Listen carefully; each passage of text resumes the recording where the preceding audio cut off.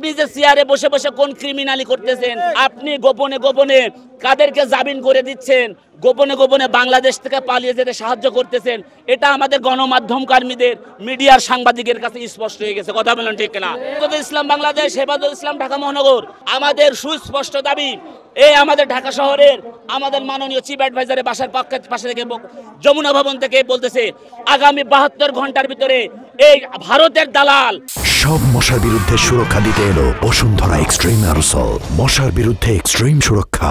রয়ের দালাল এই আসিফ নজরুলকে তার পদ থেকে পদত্যাগ করতে হবে। কথা বলেন ঠিক না?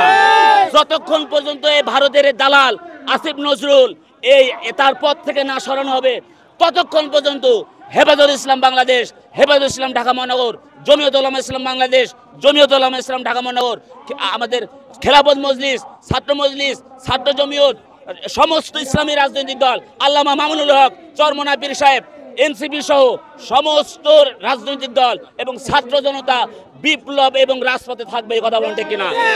আমরা সুস্পষ্ট জানাতে চাই, আপনি যে চেয়ারে বসে বসে আপনি এই ভিডিও দেখবেন, আপনি যে চেয়ারে বসে বসে কোন ক্রিমিনালি করতেছেন, এখন বাংলাদেশ সব জেনে গেছে। কথা বলেন ঠিক কিনা? আপনি গোপনে গোপনে কাদেরকে জামিন করে দিচ্ছেন, গোপনে গোপনে বাংলাদেশ থেকে পালিয়ে যেতে সাহায্য করতেছেন, এটা আমাদের গণমাধ্যম কর্মীদের, মিডিয়ার সাংবাদিকের কাছে স্পষ্ট হয়ে গেছে। কথা বলেন ঠিক কিনা?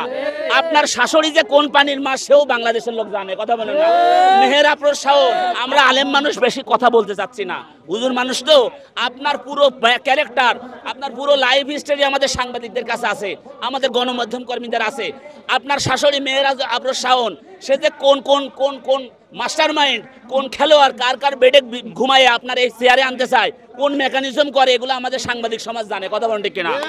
এবং আমরা বলতে চাচ্ছি যে এই আজকে আমার যমুনা ভবনের পাশ থেকে এই ভারতের দালাল, এই মির্জাফর, এই গাদ্দার, এই মুনাফিক, এই বেঈমান, এই আমাদের বিপ্লব বেহাত করার মূল মাস্টার মাইন্ড এই আসিফ নজরুলকে আগামী 72 ঘন্টার ভিতরে তার পদ থেকে পদত্যাগ করতে হবে। কথা বলেন ঠিক কিনা?